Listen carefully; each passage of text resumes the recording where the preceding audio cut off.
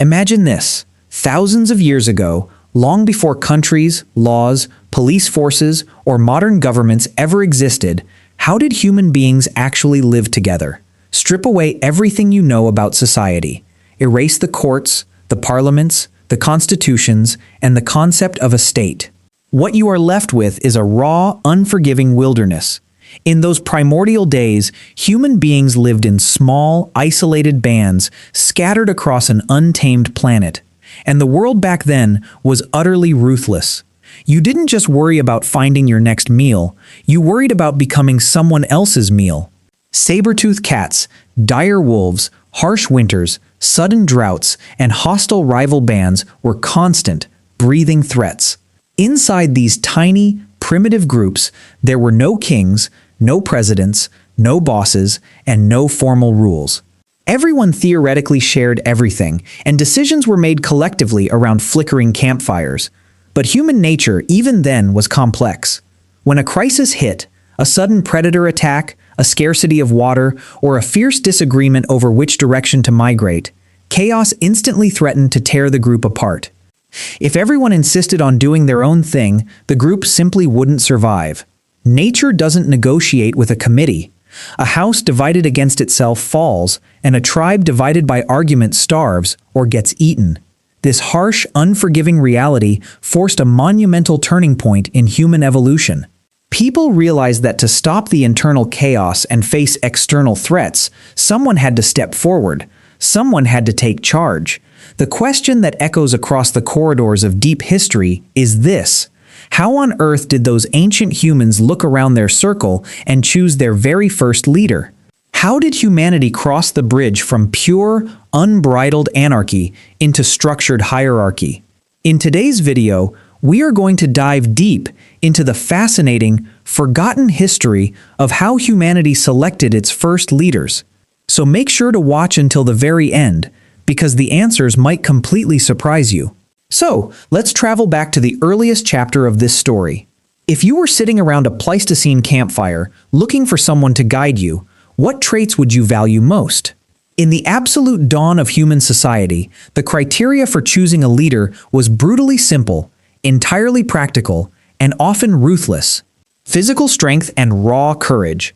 The person who could wield a heavy stone spear with precision, chase down a wounded deer for hours, or stand their ground against a charging cave bear was instinctively looked up to as the alpha of the group. There were no ballots, no campaigns, and no debates. Selection was entirely organic. When a mammoth appeared on the horizon, nobody wanted to listen to a philosopher. They wanted to follow the person with the broadest shoulders and the deadliest aim. In an ancient society where survival depended strictly on physical prowess, the strongest warrior naturally became the de facto leader. They protected the borders of the territory, settled physical disputes with a show of dominance, and led the hunt. If the leader grew weak, injured, or old, the social structure would fracture, and a younger, stronger challenger would inevitably step up to take their place through ritual combat or quiet displacement. Leadership in this era was not a title, it was a heavy burden of physical output. You led from the front, literally absorbing the blows so the rest of the tribe could eat and live for one more day. However, as generations passed, something extraordinary happened. The human brain continued to evolve, and human society grew slightly larger. Groups began to realize that raw muscle mass alone had a massive expiration date. A massive, incredibly strong hunter who lacked foresight could lead the entire tribe straight off a cliff or into a devastating winter trap. This realization birthed the second major turning point in leadership selection: the shift from pure muscle to experience and wisdom. The oldest members of the tribe, those rare individuals who had survived 5, 6, or 7 brutal winters, suddenly became the most valuable assets in human existence. They didn't run the fastest or hit the hardest, but they possessed something far more powerful: memory. They remembered the year of the great drought a decade ago. They knew which berries were poisonous and which roots could cure an infection. They understood the migration patterns of the herds. Slowly, Almost imperceptibly, the tribal circle began to shift its gaze away from the loudest, strongest youth and turned instead toward the quiet, weathered elder sitting near the warmth of the fire. The criteria for leadership expanded. Physical strength was no longer enough. You needed the intellect to navigate crises that weren't immediately visible. The supernatural shift, priests, shamans, and the unseen world. As humans migrated, multiplied, and began to form more stable, semi-permanent settlements, their interaction with the environment changed. They were no longer just running from predators, they were looking up at the sky and experiencing profound existential dread. Thunderstorms cracked across the heavens without warning. Rivers overflowed, wiping out entire encampments in a single night. Mysterious, invisible sicknesses swept through the huts, striking down the strongest hunters and the wisest elders alike, leaving no physical wound. To early humans, these catastrophic events were not random meteorological or biological occurrences. The world was alive with intent. Every storm, every drought, and every plague was believed to be the direct action of unseen angry spirits, gods, or cosmic forces. And if the environment was controlled by invisible entities, then physical strength, hunting prowess, and worldly wisdom were suddenly rendered completely useless against a raging thunderstorm or a sudden crop failure. You cannot spear a lightning bolt. You cannot wrestle a plague. This massive psychological shift triggered a radical revolution in human leadership. The definition of who could lead expanded beyond the physical and the practical into the metaphysical. Enter the spiritual intermediaries. The shamans, the medicine men, the ritualists, and the early priests. People began to genuinely believe that certain special individuals possessed a unique bridge to the divine. These were the people who could enter deep trances, interpret dreams, perform complex rituals, chant sacred rhythms, and offer sacrifices to appease the raging spirits of nature. When a tribe faced a terrifying famine or a mysterious epidemic, they didn't look to the best hunter. They looked to the shaman. The shaman dictated when to plant crops, when to move camp to appease local spirits, and which rituals needed to be performed to bring rain. Consequently, spiritual authority became one of the most powerful forms of leadership in the ancient world. The leader was no longer just a protector of bodies, they became the keeper of souls, the protector of cosmic balance, and the divine interpreter between earth and heaven. In many cultures, this fusion of secular and spiritual power created rulers who were viewed not as ordinary mortals, but as living demigods chosen directly by the heavens. The rise of wealth, land, and hereditary monarchy. As centuries rolled forward, human ingenuity achieved something monumental: the agricultural revolution. Instead of chasing herds and foraging constantly, humans learned to domesticate plants and animals. They built permanent villages, stored surplus food, and constructed walls to protect their newfound wealth. With permanent settlement came a brand new, game-changing concept that would alter human history forever: private property and material surplus. In the old nomadic days, possessions were limited to what you could carry on your back. Everyone was relatively equal because nobody could accumulate massive amounts of wealth. But in a farming civilization, if you owned a fertile plot of land next to a river, you could produce surplus grain. Surplus grain meant you could feed soldiers, artisans, and traders. And with surplus wealth came the concentration of power. The days of choosing a leader purely out of mutual respect, shared hardship, or spiritual reverence began to fade away rapidly. The individuals or families who controlled the grain stores, the land, and the bronze weapons began to monopolize authority.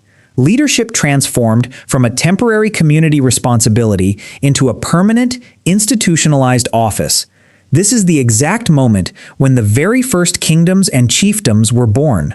To maintain order across massive populations that no longer knew each other personally, societies needed a rigid structure. They needed laws, taxes, and standing armies. And who better to run this complex machinery than a centralized ruler backed by armed force and divine legitimacy? However, a massive problem arose for these early rulers. What happens when the king dies?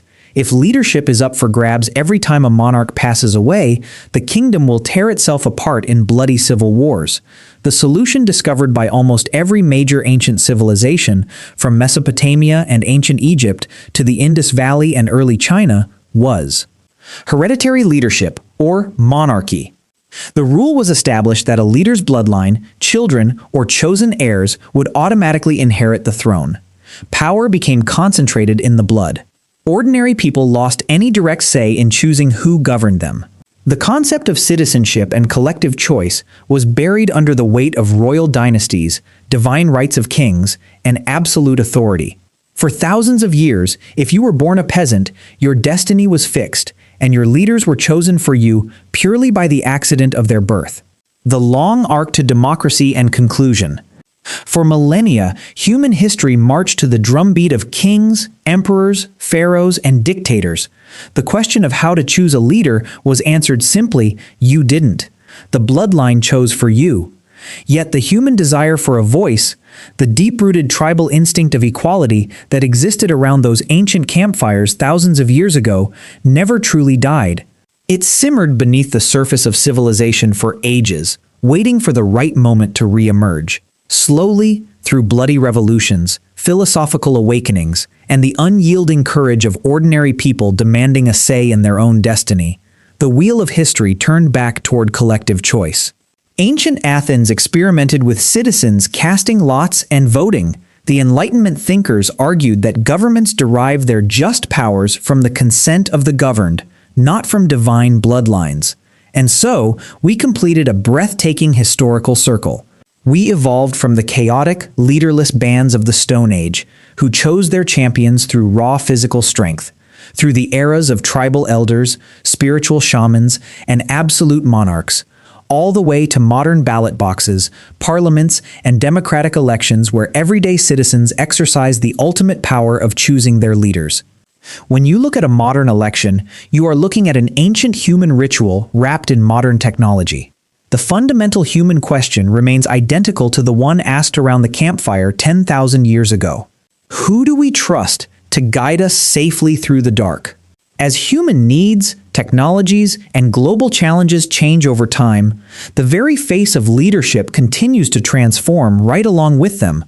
But the core instinct, the search for vision, strength, wisdom, and protection, remains hardwired into our collective DNA. By the way, what do you think? In today's complex modern world, what are the absolute most important qualities an ideal leader should possess? Is it technological wisdom, emotional intelligence, unwavering strength, or something else entirely? Let me know your thoughts in the comments below.